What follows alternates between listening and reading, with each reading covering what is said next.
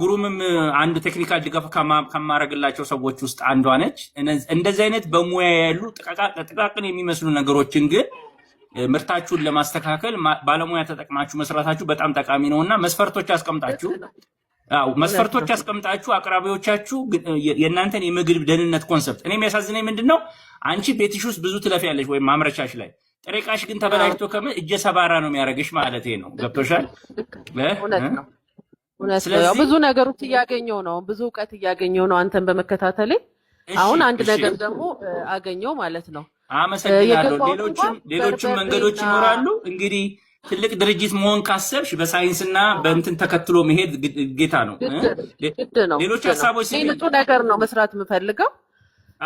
በርበሬና ለውዝን በተመለከተ እኔ በርበሬም ቤት ነው የማዘጋጀው። ወጣት ማለት የተዘጋጀ ነገር አልገዛምና በርበሬ በደንብ ያስታውቃል። ነጣ ያለ ከለር ይታያልና እሱን መለየት ይቻላል። እሱን እንለያለን። ድሮ ግን ማስታውሰው ልጅ ያለው ነጭ ይወጣና አዋዜ ይሰራል። አዎ እሺ፣ ያው ነው ድልና የድህነት ነው እንጂ እኮ ተፈልጎ አይደለም፣ ላለመጣል ነው። አዋዜ ቆንጆ ነው ይባላልና አዋዜ ይሰራ አስታውሳለሁ። እሺ አዳምጪ ብሩኬ፣ ይሄ እኮ ነው ችግሩ። ሰዎች ለአዋዜ አሪፍ ነው ይላሉ። እኔ ልንገርሽ፣ ወደ ደቡብ ወደ ዲላ አካባቢ ሄድኩና በቆሎ በጣም ፈንገስ አበላሽቶት በቃ መልኩ የለም ፈንገስ ብቻ ነው። ለይተው ለቅመው ሰዎች ይመጡና አረቄ ሻጮች ይገዟቸዋል። ለአረቄ ያቀውሰናል፣ በጣም አሪፍ አረቄ የሚሰራው በፈንገስ በአፍላቶክሲን ባበደው ነው ይላሉ።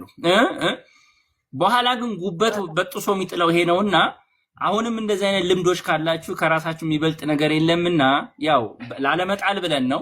ሰዎችንም እየመከርኩ ያላችሁ ምግባችሁ ሲዘጋጅ አሁን አንቺ እንኳን አሳስቶሽ አዋዜ ትሰሪበታለች። ነጋዴ ደግሞ ምን ሊያደርግ እንደሚችል ማሰብ ያስፈልጋል አይደል? ይሄን በርበሬ ቀላቅሎ እንደሚሸጠው እረዳለሁ። አይ ድሮ ነው የማውቀው እንጂ አሁንማ አፍላቶክሲን ኮንሰፕቱ መነገር ከጀመረ ስለቆየ ትቻለሁኝ። እኔ ቤቴ ለቅሜ ነው የምጥለው። ምን ታደርጊያለሽ? ወደ ምን ትጠያለሽ? ቆሻሻ ወይስ? እኔ አንድ ፋብሪካ ውስጥ ሰራ ነበርና ቆሻሻ የሚገዙ ሰዎች ነበሩ።